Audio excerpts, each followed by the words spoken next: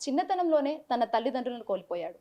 కుటుంబ బరువు బాధ్యతలు మీద పడినా కూడా ఎలాంటి నిరుత్సాహపడలేదు. తన కృషి, పట్టుదల ఫలితం ఈ రోజైతే లభించింది. అతనెవరో కాదు, ప్రవీణ్. మన వరంగల్ జిల్లాకు చెందిన ఒక యువకుడు, సాధారణ యువకుడు. ప్రస్తుతం మనతో పాటు ప్రవీణ్ ఉన్నారు. అసలు ఎలా సాధించారు, ఏంటి అనేది మనతో తెలుసుకుందాం. నమస్తే ప్రవీణ్ గారు. ఎక్కడి నుంచి వచ్చారు? ఏ జిల్లా మీది? నమస్తే అండి. నాది ఎర్స్ట్‌వైల్ వరంగల్‌లోని ములుగు డివైడ్ అయిన తర్వాత ఇప్పుడు ములుగు జిల్లా. మాది ఏటునాగరం మండలం, ఆకులవారి గ్రామం అండి. నేను అక్కడే 10వ తరగతి వరకు జిల్లా పరిషత్ హై స్కూల్‌లో చదివాను. దాని తర్వాత intermediate social welfare junior college Jakaram Mulugu జిల్లాలోనే చదివాను. తర్వాత ఉస్మానియా యూనివర్సిటీలో బీటెక్ చేశాను. బీటెక్ తర్వాత సివిల్ సర్వీసెస్ ప్రిపరేషన్ గురించి ఇక్కడ Telangana SC study circle Banjara హిల్స్‌కి రావడం జరిగింది.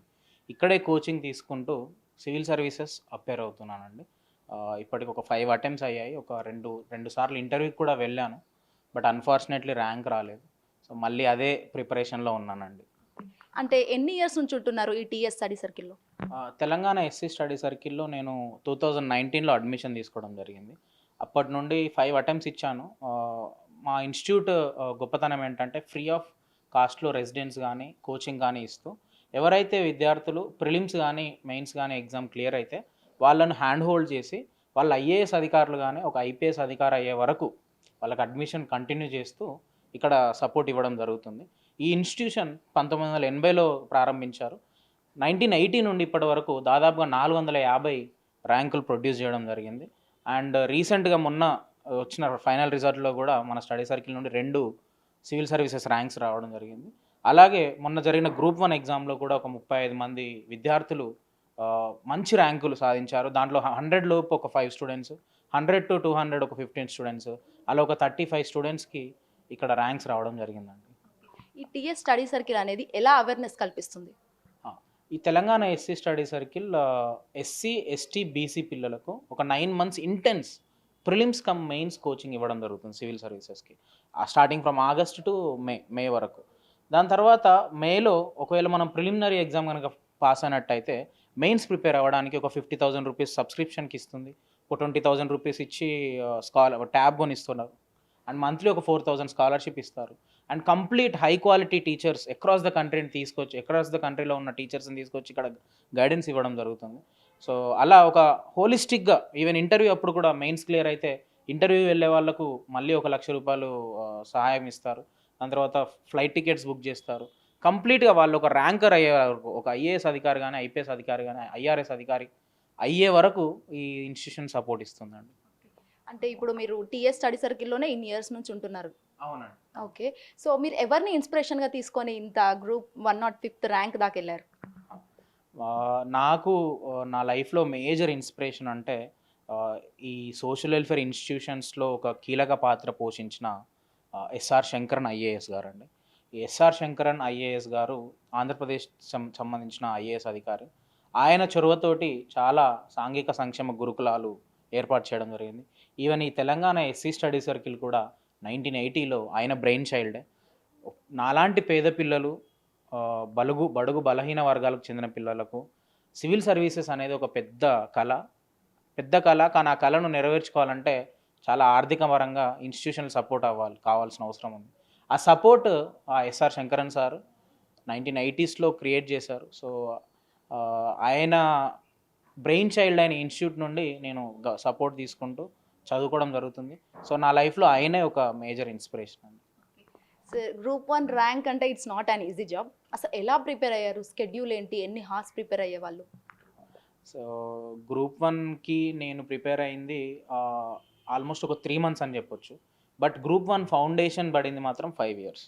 అంటే సివిల్ సర్వీసెస్ నేను ప్రిపేర్ అవుతున్నానండి. Civil services and group 1 syllabus ఒక 70% వరకు సేమ్.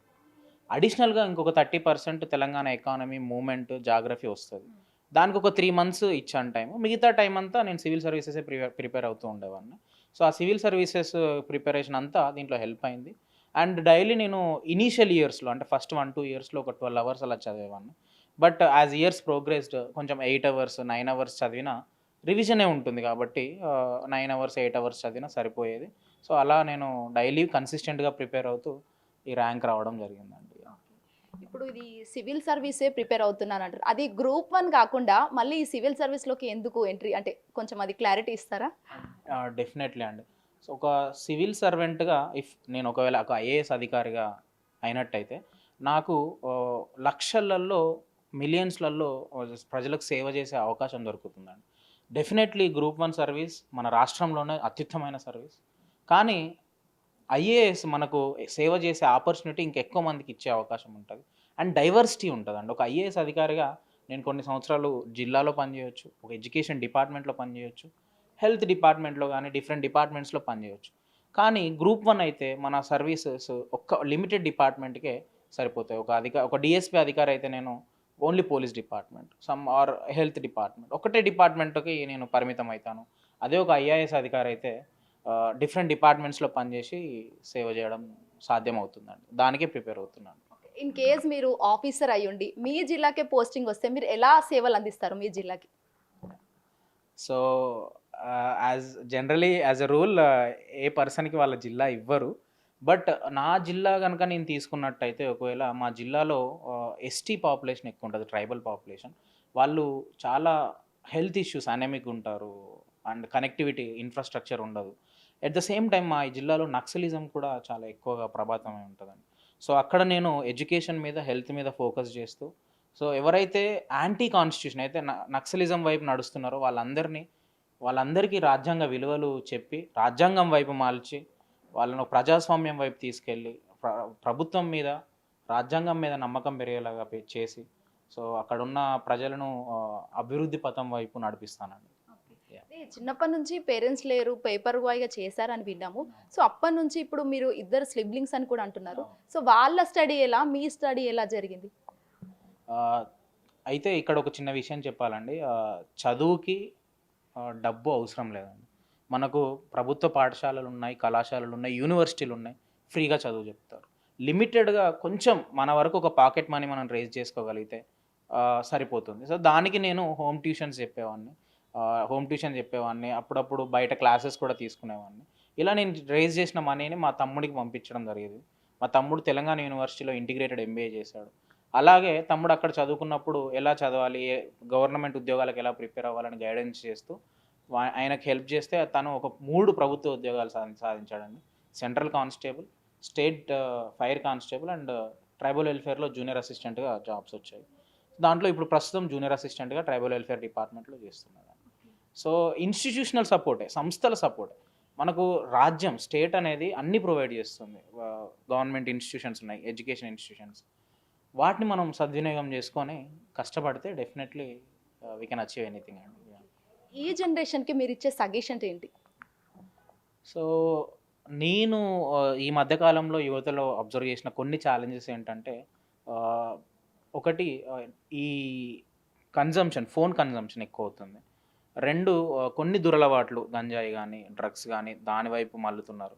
అలాగే వాళ్ళు పెట్టుకున్న లక్ష్యం వైపు వాళ్ళు నడవట్లేదు. తొందరగా గివ్ అప్ ఇచ్చేస్తున్నారు మధ్యలోనే. సో, నేను ఈ జనరేషన్‌కి ఇచ్చే సజెషన్ ఏంటంటే, మీ లక్ష్యం చేరుకోవాలంటే మీరు పట్టుదల, కన్సిస్టెన్సీ ఇవన్నీ వాల్యూ సిస్టమ్స్ మీరు ఇన్కల్కేట్ చేసుకోవాలి 1. 2 మీకు ఈ లక్ష్య సాధనలో డబ్బులు లేవు, వేరే కుటుంబ పరిస్థితులు బాలేవు. ఇట్లాంటివన్నీ ఏ ప్రాబ్లమ్స్ వచ్చినా మీరు గివ్ అప్ ఇవ్వకుండా చదవాలి. మీకు ఆపర్చునిటీస్ గవర్నమెంట్ కల్పిస్తుంది. మీకు ఆపర్చునిటీస్ రాజ్యాంగం కల్పిస్తుంది. మీకు ఆపర్చునిటీస్ బయట చాలా సంస్థలు చదువుకునే వాళ్ళకి హెల్ప్ చేయడానికి రెడీగా ఉన్నాయి. ఇప్పుడు తెలంగాణ ఎస్సీ స్టడీ సర్కిల్ నుండే దాదాపుగా 35 మందికి ర్యాంకులు రావడం జరిగింది. సో, ఇట్లాంటి ఇన్‌స్టిట్యూషన్స్‌ని మీరు యూజ్ చేసుకోండి. మీరు బాగా కష్టపడండి. ఒకసారి ఫెయిల్యూర్ వచ్చినా వాటి నుండి నేర్చుకొని మళ్ళీ మీ లక్ష్యం వైపు నడవండి. That I have learned. నేను ఒక 2 సార్లు ఇంటర్వ్యూ వరకెళ్ళి కూడా సివిల్ సర్వీసెస్‌లో ర్యాంక్ రాలేదు. బట్ ఇంకా గివ్ అప్ ఇవ్వకుండా ఐయామ్ ప్రిపేరింగ్. ఇప్పటికీ మొన్న నేను మళ్ళీ ప్రిలిమ్స్ పాస్ కావడం జరిగింది. ఇప్పుడు నేను మళ్ళీ సివిల్ సర్వీసెస్ మెయిన్స్ ప్రిపేర్ అవుతున్నాను.